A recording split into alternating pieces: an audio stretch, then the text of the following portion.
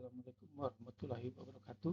Kuliah kita hari ini dengan judul agronomi, ya, di kuliah untuk kesehatan dan keselamatan kerja lindung lingkungan. Eh, ini daftar isinya, tidak perlu saya baca, mungkin saya skip saja. Eh, Tujuan pembelajaran ini adalah untuk merancang lingkungan kerja berdasarkan prinsip agronomi, mengidentifikasi dan mencegah cedera akibat gerakan berulang.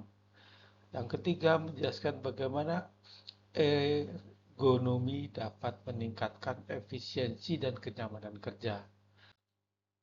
Pengertian ergonomi ada beberapa eh, pengertian tentang ergonomi. Yang pertama, ergos itu artinya kerja dan nomos itu hukum. Jadi ergonomi gabungan antara kerja dan hukum, yaitu definisi ergonomi menurut Woodside dan Kochurek pada tahun 1997 adalah kajian yang integral antara pekerjaan, alat, tempat, dan lingkungan kerja, yaitu lingkungan di mana pekerja dapat melakukan pekerjaannya dengan aman dan nyaman. Nah, menurut Karpanis yang dikutip oleh Sanders mengatakan ergonomi ialah suatu cabang ilmu yang sistematis untuk memanfaatkan informasi mengenai sifat, kemampuan, keterbatasan, dan karakteristik manusia lainnya untuk merancang alat, mesin, pekerjaan, sistem kerja, dan lingkungan sehingga dapat hidup dan bekerja pada sistem itu produktif, efektif, aman, dan tentunya menyenangkan. Nah, pengertian ergonomi menurut uh, Sanders dan McCormick mendefinisikan ergonomi atau dari sisi human factor dengan pendekatan tiga unsur, yaitu fokus ergonominya, terus tujuannya, dan pendekatan ergonominya. Dari fokusnya adalah interaksi manusia dengan produk, peralatan, fasilitas, prosedur, dan lingkungan kerja maupun tempat tinggal. Dalam perancangan dengan produk, peralatan, fasilitas, prosedur, masalah fikses, keterbatasan, dan kebutuhan manusia menjadi pertimbangan utama. Nah, sedangkan tujuannya ada dua kalau menurut Sanders tadi, yaitu meningkatkan efektivitas dan efisiensi, dan tentunya mengembangkan keselamatan, mengurangi kelelahan, stres, dan seterusnya. Nah, pendekatannya bagaimana? Yaitu secara sistematis mengaplikasikan informasi yang relevan tentang kapasitas manusia, keterbatasan, karakteristik, tingkah laku, motivasi untuk mendesain prosedur dan lingkungan yang mereka gunakan. Nah, pengertian ergonomi, jadi agronomi, yaitu ilmu yang mempelajari hubungan antara manusia dan elemen-elemen lingkungan kerja serta peralatan yang digunakan dalam pekerjaan. Itu jadinya. Sehingga tujuannya adalah untuk merancang tempat kerja, peralatan, dan tugas-tugas kerja agar sesuai dengan karakteristik fisik, psikologis, dan fisiologis manusia. Dengan merancang sesuai dengan prinsip ergonomi, lingkungan kerja dapat mendukung kenyamanan, kesehatan, dan produktivitas kerja. Jadi itulah bisa kita rangkumkan bahwa tujuannya untuk ini. Beberapa aspek dalam ergonomi. Satu, ergonomi fisik.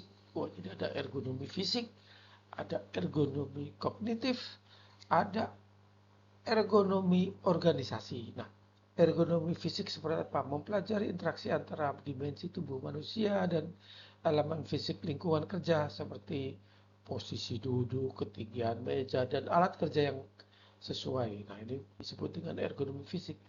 Kalau kognitif, yaitu melibatkan aspek seperti pemahaman informasi, beban kerja mental, dan interaksi manusia dengan sistem yang kompleks seperti antarmuka pengguna pada perangkat elektronik. Atau misalkan penggunaan komputer, penggunaan software itu harus difahami oleh uh, karyawan. Nah, selanjutnya ergonomi organisasi, yaitu membahas aspek budaya organisasi, tata kelola, tugas-tugas, dan manajemen yang dapat mempengaruhi kesejahteraan dan kinerja pekerja. Jadi lebih ke organisasi. Jangan sampai organisasi tadi eh, membuat dari sisi kenyamanan itu tadi. Selanjutnya kita lanjutkan ke prinsip-prinsip ergonomi. Jadi apa sih prinsip-prinsip? Satu, adaptasi pada manusia. Misalkan kita bekerja di sebuah perusahaan. Ketika posisi baru masuk, mungkin kita kurang nyaman, kurang dan sebagainya, kurang enak lah. Nah, bagaimana manusia atau kita dapat segera menyesuaikan dengan kondisi yang baru? Nah, itu kita perlu beradaptasi. Selanjutnya, reduksi beban fisik. Bagaimana dengan pekerjaan yang ada kita bisa meredam beban fisik? Apakah itu misalkan kita bekerja dengan security misalkan, itu harus banyak berdiri atau banyak main handphone. Nah, yang benar security itu ya tidak main handphone. Tapi beberapa security saat ini menggunakan handphone untuk melaporkan kondisi lingkungan. Ini contohnya harus banyak berdiri, harus banyak mengangkat, harus banyak menggosok. Misalkan dia bagian housekeeping dan sebagainya, itu tergantung. Terus postur yang benar.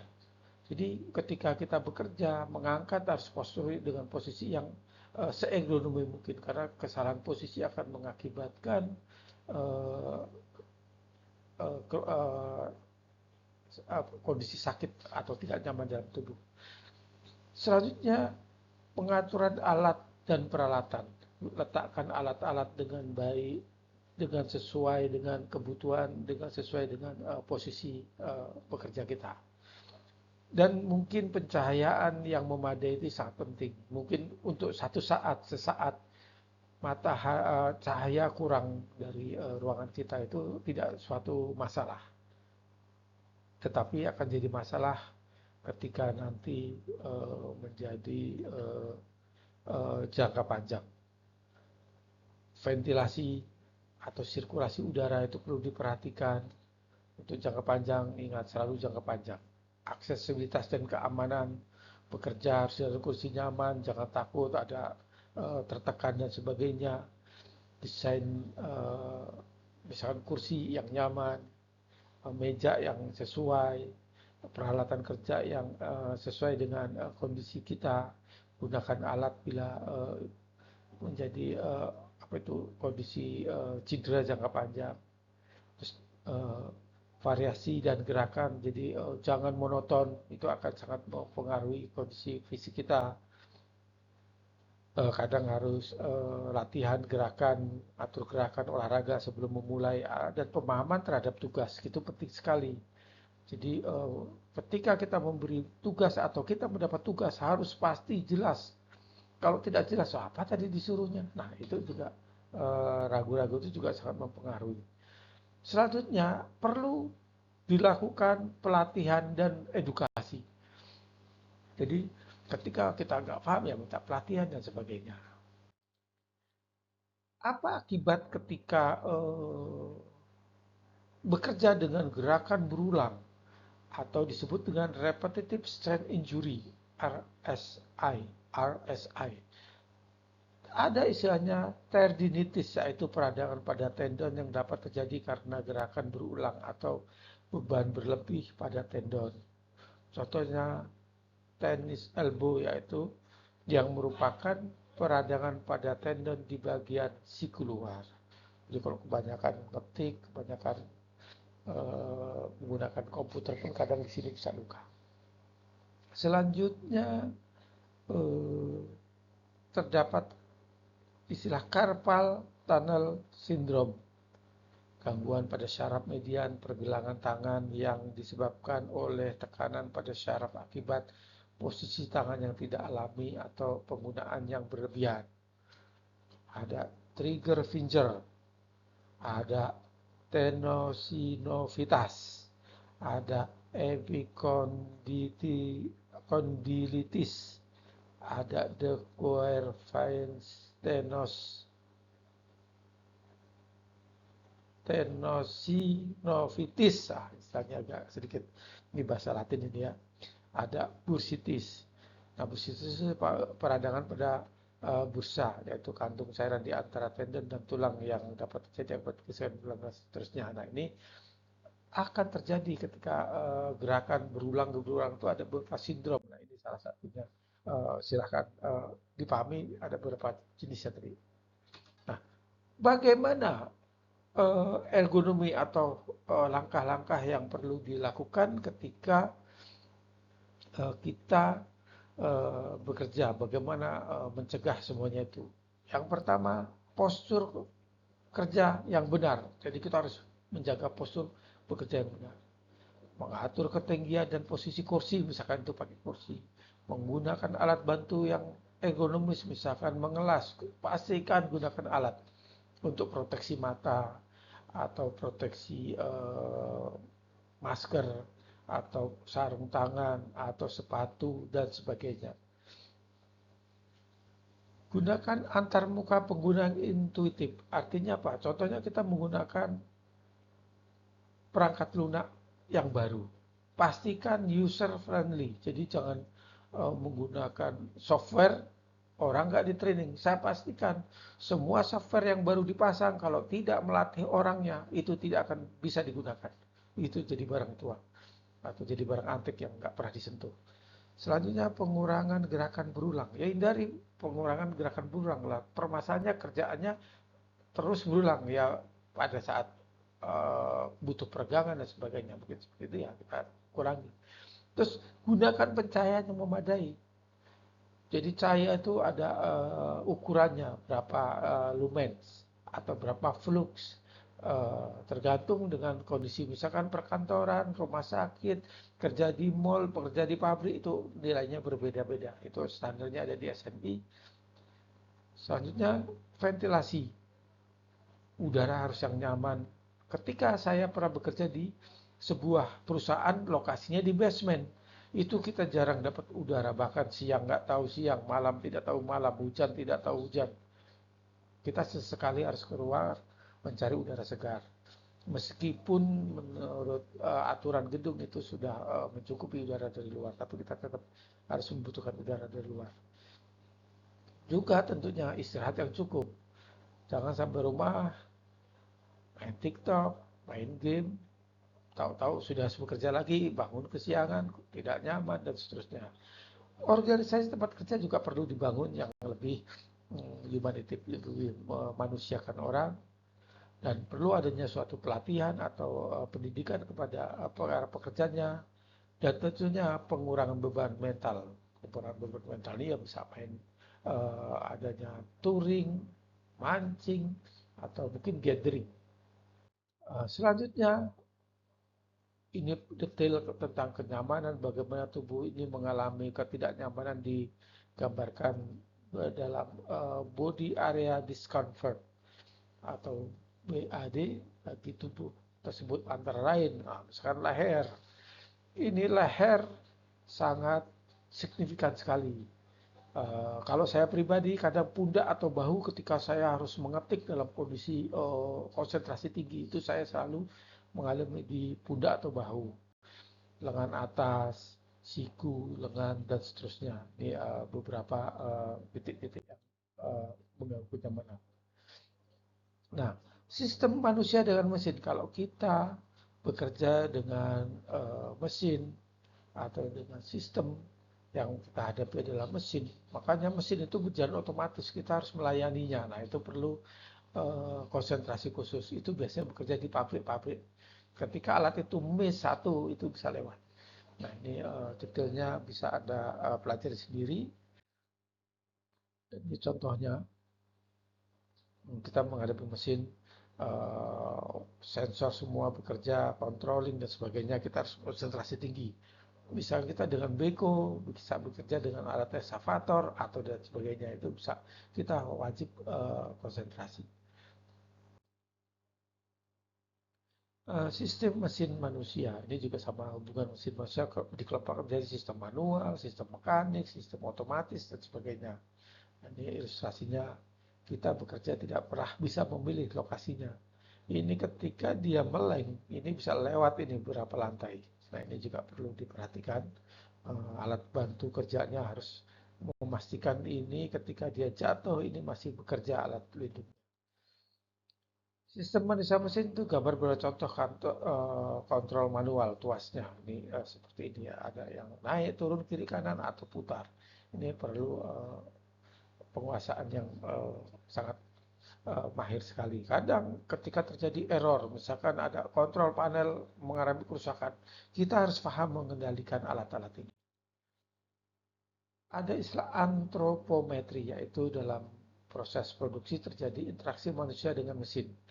Interaksi tersebut akan harmonis dan serasi bila mesin tersebut didesain sesuai dengan karakteristik manusia yang menggunakan mesin. Untuk itu, seorang desainer perlu informasi tentang dimensi tubuh manusia. Jangan samakan dimensi tubuh manusia dengan Eropa dengan Asia. Biasanya Eropa tinggi-tinggi, Asia lebih rendah atau lebih pendek. Antropometri sendiri berasal dari kata antro yang berarti manusia dan metri yang berarti ukuran. Secara definitif, antropometri dapat dikatakan sebagai studi yang berkaitan dengan pengukuran dimensi tubuh manusia. Ini menurut Wigjo Subroto.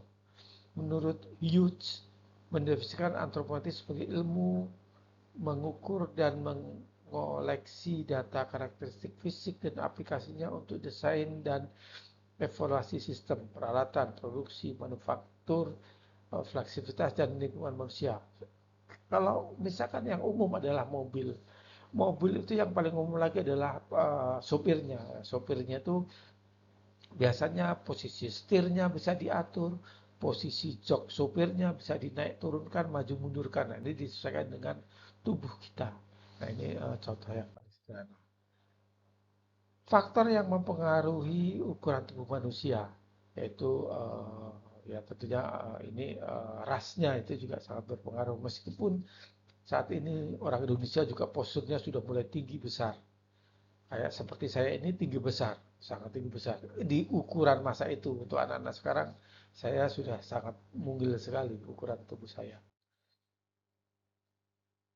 Antropometri, prinsip dasar penerapan antropometri dalam desain yang ergonomis. Satu, desain untuk individual.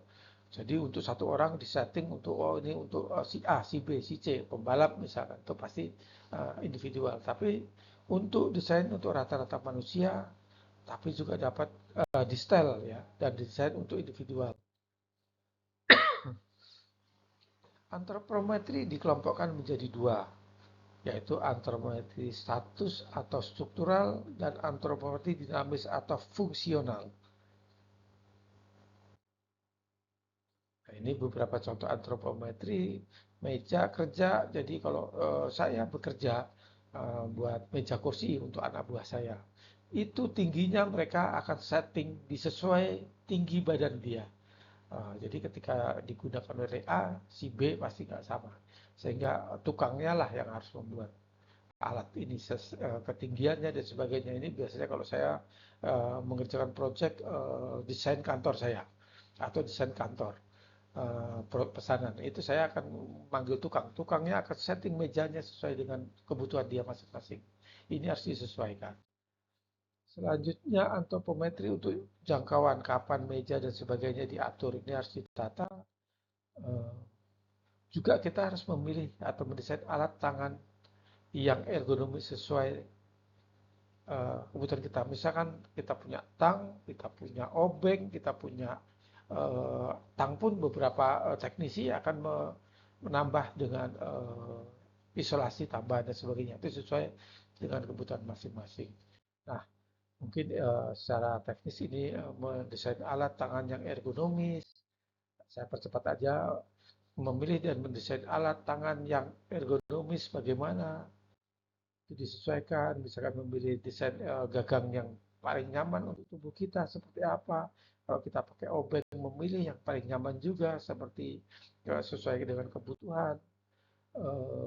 Semuanya sama ini desain-desain yang ergonomis. Selanjutnya memilih alat tangan yang ergonomis. Jadi kalau bekerja untuk misalkan housekeeping seperti ini pekerjaan jangan ditiru karena seharusnya menggunakan sarung tangan. Ya, ini sudah level dewa mungkin nggak menggunakan tangan. Untuk jangka pendek dia nggak apa-apa tangannya, tapi untuk jangka panjang ini tidak disarankan dan ini kotor. Memahami ekonomi gerak ergonomi. Nah, jadi gerakan itu juga harus diatur. Mungkin dibahas ini secara detail, silahkan dibaca eh, di sama, dan ini ada tugas. Silahkan kerjakan tugas ini. Ini tugas wajib ditulis tangan secara manual. Ini dikumpulkan paling lambat 2 minggu semenjak kuliah ini dilaksanakan. Ini kuliah kelima, sehingga kuliah ketujuh sebelum UTS sudah harus dikumpulkan dalam kondisi soft copy dan tulis tangan manual. Ketika Anda mengumpulkan dalam kondisi pakai menggunakan Microsoft Word atau di PDF-kan dalam kondisi Microsoft Word, maka saya anggap tidak mengerjakan dan tidak ada nilai untuk mahasiswa. Baik, kuliah ini cukup sekian. Terima kasih. Wassalamualaikum warahmatullahi wabarakatuh.